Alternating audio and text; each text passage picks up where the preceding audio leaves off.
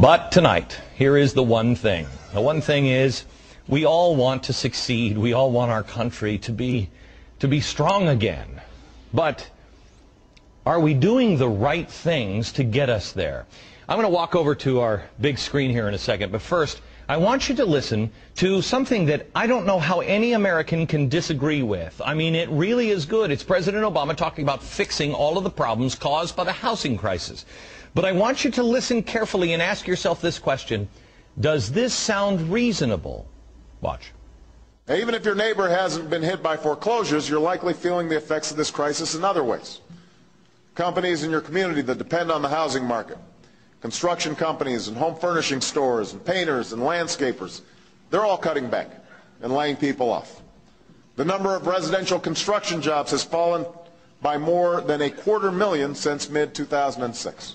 But if we act boldly and swiftly to arrest this downward spiral, then every American will benefit. Okay, there's the idea. We want to arrest this downward spiral. Oh, would that be true? Wouldn't it be great? Can it be done? Has it ever been done before? If we can arrest this downward spiral, then we all won't suffer, because we really are. Remember, he said if somebody's home goes down in value, we all suffer. Okay, I got that. Let me show you this. This is the history of home values. This is 1890. Here's 2010. Thousands of dollars. This is a pretty critical line. This is adjusted for inflation. This is $100,000 at this end, all the way across. Now, here we go. Let's start in 1890 and look at the price of homes. Here we have World War I. This is when the Fed is first introduced in Congress. They reject it, and it starts to fall apart. The Fed says, no, really, we can stop it, and so we put it up here, the Fed, and then it falls apart again. Does the Fed actually do any good? Does it stop any kinds of depression? Here's the slide from 1929. This is the bottom of the Great Depression right here in 1930. This is about the time when FDR is starting to come up. FDR is elected. Then he starts playing with socialism. Here's the socialism point here. Then we go to the next place, which is the beginning of World War II. This is 1949. What happened to this slide? 1941. What happened here? Right here in 1936, the Supreme Court rules in favor of one of the New Deal programs which FDR had, which was giving great control to the unions in businesses all across the country. The Supreme Court says, yes, it's constitutional, it destroys business and drives us into a second Great Depression. What gets us out of that Great Depression is 1941. And World War II. But as you see, it doesn't really come back up. Here we slide at the end of the of World War II. We come back down. We're changing our economy, and then it comes back up to where the market wants it to be, right around this line at $100,000 for your house in adjusted money. You'll see that we also have our peaks. Here's the 1970s boom where everybody's buying houses. This is what we paid for when it comes back down into the 1980s. But notice this line. Where are the peaks and valleys? Because now I'm going to show you the 80s boom, the 90s boom, and then we're going to go to where we are today. Here it is. Next boom, all the way up to the 2006 peak. This is where we have been, all the way up here. Now we're starting to fall down when the president says to us, we've got to stop this downward spiral. It's right here.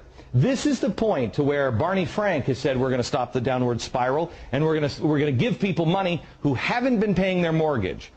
At this point, for the people who are paying their mortgage, at this point, people who are paying taxes, every month when you write a check out to the federal or to your mortgage company and you're paying it, you might as well write a second check for the deadbeat down the street or the person who lost his job or whatever it is. You write another check for $100 for all of the people who aren't paying their mortgage every single month. At this point, we want to stop the downward spiral, says the president. Is it for the first time in recorded history are home prices going to now be up here? As you see the market, if I could draw the lines here across, the market always wants your house price to be about here. There are the peaks which have never been this size, just like the Great Depression has not been repeated. They're saying now that we could go into a Great Depression. I ask you, you're writing a check for $100 every month for people who haven't paid their mortgages from here to here. What kind of check do we each have to write from here to here? And God help us all if we happen to go down to a Great Depression. How much money is the United States government going to be on the hook for? And how much money are we going to take out of our children's checks to get all the way down here? I asked you at the beginning to listen to this audio and ask yourself, does this sound reasonable? I want you to listen to it one more time and ask yourself the same question now with this information. Does this sound reasonable? Even if your neighbor hasn't been hit by foreclosures, you're likely feeling the effects of this crisis in other ways. Companies in your community that depend on the housing market, construction companies and home furnishing stores and painters and landscapers, they're all cutting back and laying people off. The number of residential construction jobs has fallen by more than 250,000 since mid-2006. But if we act boldly and swiftly to arrest this downward spiral, then every American will benefit.